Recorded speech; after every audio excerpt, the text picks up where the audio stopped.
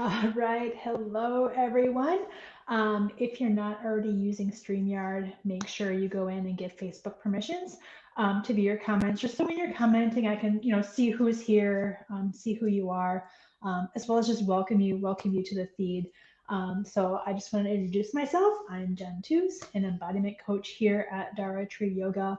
And I really allow women to get in contact with their heart, with their true wants and desires because it's not always apparent, right? We've been conditioned to expect certain things or see certain things. So we only know what we know. And what many women are waking up to is what we know is not working for us. And this is really the space to really figure out, like, how do we create what we want to see in life? How do we create these new habits, these new beliefs, these new foundations? And how do we show up in the world in a powerful way where we can actually manifest this and also impact those around us. So I'm so glad you're here. I've challenged myself to go live for 100 days in this group. Just because recently having my little one, there's a lot of things going on, and it's been a little bit more difficult for me to be present. And the reason why I named this live Be Messy is that is one reason why I've avoided coming on. I'm here in my very, very messy bun at the moment. My son loves to pull hair as a way to soothe himself. So a lot of times my hair can be very messy, very minimal makeup. Right now, my son is actually having a meltdown downstairs with his father because he's been having a rough sleeping day. So a little bit tired. But these are the things that have prevented me from coming on here and being live with you guys because things didn't look a certain way. I didn't have this professional facade, I guess, that I have been conditioned to. When you come on for trainings, be put together, be energetic.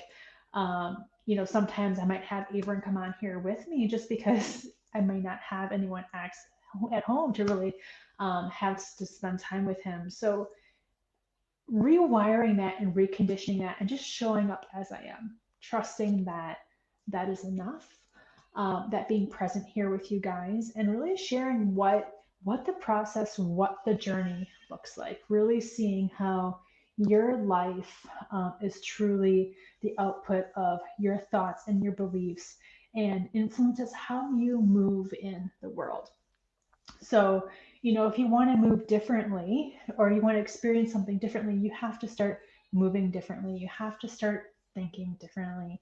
And that at times can be deeply uncomfortable, especially if it's not something that we have done in the past. How many of you can relate to that where all your resistances start showing up and you start telling yourselves these stories about either how much time you have to give or what you have to share or the value of who you are, like, is it enough to show up in your messiness? Is it enough to be imperfect? Do you have to have all the things figured out? And I used to be one of those people, and I would constantly experience things in my life that would reinforce this belief. But stepping back and really diving into my practice helped me see is because I had those expectations, because I was expecting those results, that is exactly what I was creating.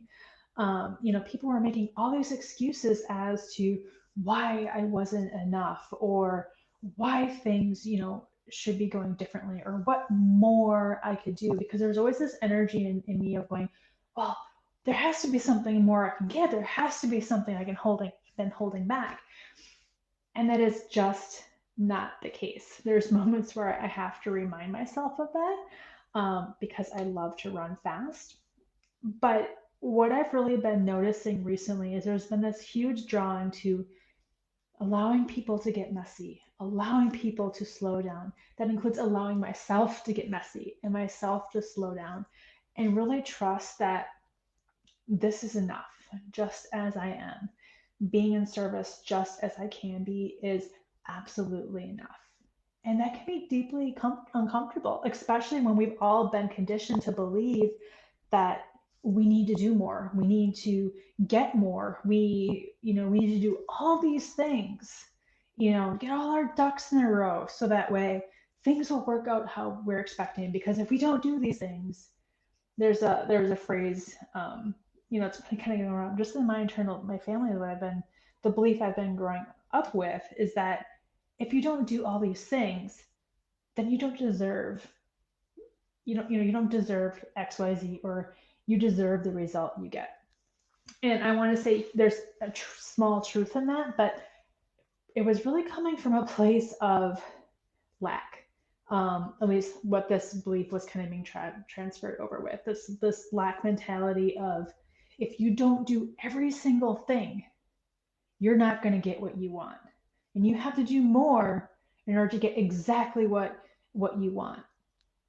And it really created this panic, this attachment, this um, rush, this very chaotic, fearful energy, really, to create the things in my life, until I found yoga, until I found my practice, and really started noticing these things in my life. And I'm not going to say like everything shifted overnight, right? Because as everyone knows, is that, when you have a belief that's been ingrained deeply in you, and these beliefs get deeply ingrained, not just like with your current life experience, but all the experiences of those that came before you, because those are the patterns, those are the behaviors, those are like the movements that you've been seeing in your life.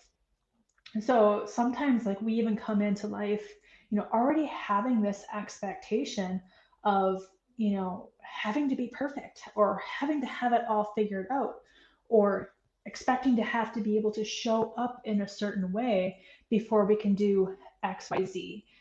And that really diminishes the creative process. It really limits you from stepping out there, being in service of whatever it is you truly want to create.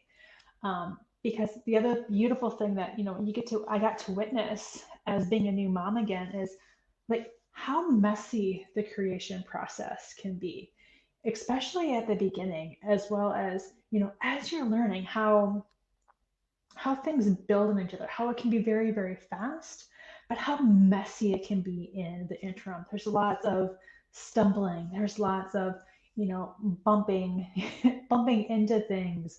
A lot of frustration trying to figure things out. And just imagine like any baby. It doesn't have to be your baby. It could be a child that you know of. Um, what it would be like if you don't give them the grace to figure it out, to be messy, allow them to fall down and get back up, allowing them to explore. As a mother, obviously, it's like exploring, being ready, to make sure they're not, they can handle what they're getting into, but it's this watching and observing and allowing them, like, just enough length to make the mistake, but not injure themselves.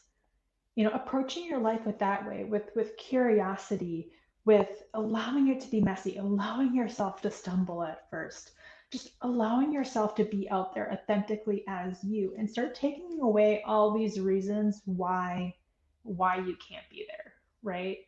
um, and it can be small little things. It could be like me, like, well, I have to redo my hair. I have to put some makeup on. I have to make sure someone is watching my son. I have to make sure I don't have like lunch spit up all over my shirt, which thankfully I do have a little bit there, but it's a black shirt, so it's not easy to see. But all these things that you keep telling yourself. And some of these things are so ingrained, so habitual, you don't even realize that they're a choice. And what happens though is, if you keep living your life in this way, you're going to get to a point where you're going to start to feel very constricted.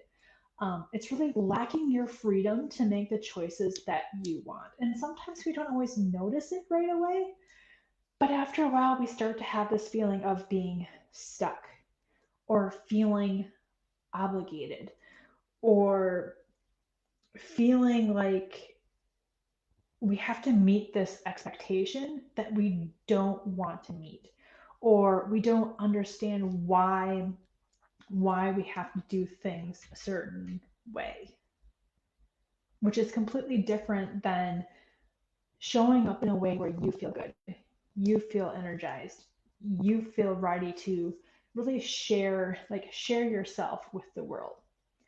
And I was thinking about this actually last night in the shower. There was a book. Oh, I don't have it on my shelf right behind me. I was just going to show it to you. Um, I'm Melzadek. I can't remember his first name. Um, but it's really talking about the flower of life. And the philosophy that they were pointing out in that book is creation from the God aspect, the God mind, which is like the divine blueprint, the absolute truth, divine law, like all those concepts, versus like the devil, the evil, the manipulation, the false concept. And what I found really interesting when they showed the design pattern at the end, they looked identical. Like the flower of life looked like the flower of life. So mentally, just looking at it, you wouldn't be able to tell which one was which. But the explanation behind it was that there's really multiple things going on in like the devil concept. There was like two circles being drawn at the same time, and then there was four circles being drawn at the same time, instead of just one circle being drawn at a time in the flower of life. So one of the fallacies with I kind of saw with like the devil concept of how that was created is it looks like it's being built much faster, right? Who wouldn't love things to go a lot faster? However, it keeps multiplying, it keeps ramping up, keep ramping up until like your mind and your body is so cluttered and you're so full of all these things. There's all this chaotic energy going through you. Things just dissolve and break down. So they dissolve and break down much faster, which is amazing, especially when you're able to find what doesn't work. Like that dissolves and breaks down so much faster, just this huge, fast cycle. So, one, not being afraid of the destruction aspect of it, but then coming back to this more of like the ease and the grace, allowing yourself to be again imperfect, figuring out how to make this God design where it's really one sphere after the other, just exponentially building upon itself, allowing itself to actually get much bigger, because it's not tying up so much frantic energy within your body. And again, yes, like all things are made with matter, all things are meant to be created and then destroyed. There is that cycle. But how that cycle looks when it gets there is completely different. And I felt that was so powerful, because it also highlights this other concept of, following your intuition, not relying just like on your physical senses, your sight, what things look like. Because again, like both designs looked identical. Just if you pull up the flower of life, however they were designed for both aspects, they look identical. So mentally, like there's nothing to tell you one is different than the other than how it feels, other than being able to tap into your intuition, tapping really into that divine source, really noticing how the energy is being used and being transferred. And that's really what we get to tap into more and more, especially as a lot of systems around us are starting to crumble. Whether it's the big macro cycle that we may be looking at, or even just within your family, maybe some of these beliefs and these behaviors and these expectations that you've been holding on for years, for generations, have really started to be breaking down. Like, how do you get to create something new? And it really goes into tapping into your intuition, into this other sense that you have to what feels right, what feels true, what really matters to you, and why does that matter to you? And knowing that not everybody has to have the same, like the exact same makeup, because no two people are the same. All this information is written into your body.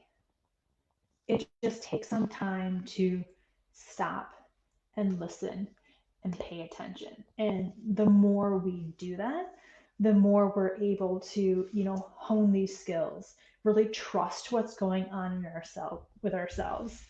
The easier things will be, the better things will get. But it does take some time to really reacquaint yourself with yourself, to begin to trust yourself, to really learn how your intuition speaks to you. Because just like with everyone, it can come very differently to very different people.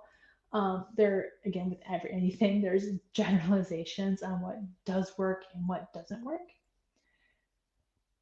but it's going to look very different for you.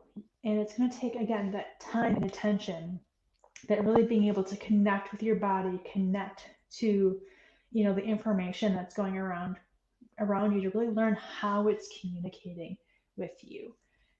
And then working through any fears that may still be stuck within you, that like is preventing you from following that path. Because the one thing I learned, and again, this is the part where it comes back to being messy, is that when you start to follow your intuition and you have it right, things are going to come up. You're going to hit a threshold that's going to ask you to grow beyond a current belief.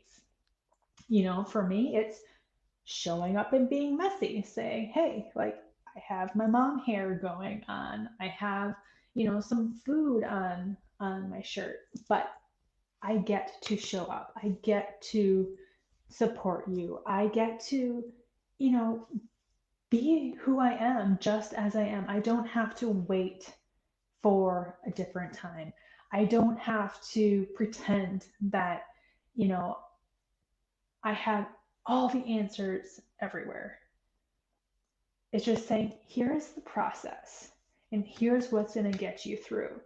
Knowing that, yes, like even for me, things come up, fears come up, limitations come up, but I get to work through them. And so do you. And there's a process that I developed over the years that incorporates a lot of the tools that I've used from the yoga practice to really help me do that. And that really comes down to tapping in more to my body and really learning what's coming through there. And it's such a powerful experience, that again, it's hard for our minds to comprehend, right? Because we want to say we do X, Y, Z, and we get Y. But there's a lot of different energetic shifts that get to go through there. And that's where things can look messy, right? Where it's like, well, I'm doing X and Y. Why am I not getting Z? Or I think I'm doing X, right? But I don't know exactly what Y is. Like, how does this work? And it really allows yourself, again, to play around with it a little bit. Really get in, get messy, allow yourself to be transparent about what's going on with you. Not in like a victimization way, but in a way where it's like, here's what I'm experiencing. It could be, I'm having a rough moment and I need support getting through it. How can I get help? Or, again, messy mom hair. Like, here I am live. Like, this is me. Like, this is how it works, without trying to, put all these things in front of it saying, I have to, you know, do my hair, do my makeup, do all these things. Just come live and share what's going on. Share what my experiences are. So let me know if you can relate to this. Let me know if that's helpful. Um, and let me know, like, how does your intuition speak to you? Like, how do you know what's your intuition versus what I like to refer to as your programming, what you've been conditioned to believe about what to expect from life, what to expect from other people, just based off of human experiences, right? Based off of those experiences, those beliefs that have been have been inherited. Because honestly, like we're a lot like crystals. I mean, what you program into into a crystal can really stick. So it's really making sure that you are being in integrity with who you truly are. It's what I call your dharma. It's the true essence of who you are naturally meant to be, um, and preserving that essence out into the world without letting any faulty conditioning that's kind of been running through. And none of us are immune to it. Energy flows through everything. We're all a part of the ecosystem. So, even if you're aware of what that essence is, there is still a collectiveness within humanity, within the planet, within the cosmos that we are experiencing. So we all get our part in really seeing what's being reflected back to us and allowing the process to be a little messy. As much as I love things to be orderly and tidy and quick and 1, 2, 3 done, that is not how this process works. That is not how we heal. That is not how we grow. If you look at anything in life, there's spirals everywhere in life. And that is exactly how we grow. That is how we learn. And it can be very, very messy, especially towards the end. So just take a moment here. I just want to give you one more visual before I pop off. Because like sometimes like these things help me think through some of these esoteric comments or esoteric concepts. If you think about a drain, right? Right before like the water goes all the way down the drain. So think of the drain like a portal right before you get pulled right through. At first, with a full sink, the water's going down, but the cycle is pretty big. And then it keeps getting smaller and smaller and smaller until it gets really fast and pulls down the drain. This very fast spiral movement, that's the chaotic movement, which sometimes you don't notice it at first when it's very, very big because it's not always registering on your radar because it's not at that moment uncomfortable, because it's very, very slow. It's for that limited period of time, it's not perceptible. But once it gets to that point where you're getting pulled through that portal, it gets so fast that the discomfort is very, very hard to ignore. Um, Sometimes, like, in those things, like part of the human condition is we don't like pain. So it is very natural to try to avoid it. A lot of times that what we can see by like numbing out behaviors, addiction, um, all those things that really like will prevent you from really addressing the discomfort. But eventually it gets to be so fast where you get pulled through the portal. But you get to choose which direction you're pulled through, right? Because how many of you can testify to feeling sometimes where you get pulled through something? It's more like being sucked down, right? Like that's kind of like actually what the drain example, and lands a little bit more. But think of it also, there's an awesome path where you can be pulled up, right? Where you can really shed what isn't working, where you get to really look at what's going on. And that takes courage. That takes power because you know what? Like it can be extremely uncomfortable, especially when you're breaking some big patterns that have maybe been present in your family lineage for generations, right? You're at that point where you're like, something gets to shift, but I have absolutely no idea what it is. And that's really where it takes some guts because it's not oh, well, I'm just going to commit to this habit. If I just commit to this habit and keep at it 21 days, keep forming this habit, it'll stick and it'll become second nature. That works for some of these smaller things, but when you're really focused on working on something big, right? When you want to create something that maybe you and your family have never experienced in your lifetime, that's when you really have to tap into your belief, tap into your faith, and really stick with it. And that is the tools that I teach. Is really how to bring you up, pull you up from where you're at, up into like this new understanding, this new reality, this new way of living your life. I like to refer to it as like you actually start to like pinch yourself because you can't believe like this is what you're actually creating, that this is actually what you've always been capable of, because you mentally you just didn't know, like you didn't know any different. So I just wanted to jump in here, share that message, giving everyone permission to be messy, show up authentically, and like really start to love their life and start to look at things just a little bit differently and notice what life is showing to you. So I'll talk to you tomorrow. Bye.